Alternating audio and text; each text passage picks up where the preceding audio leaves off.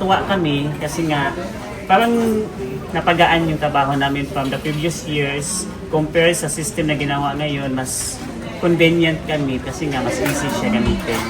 And nabawasan din yung masakit sa ulo namin na magbabalance-balance kami ng mga point-point na mga pera, di ba?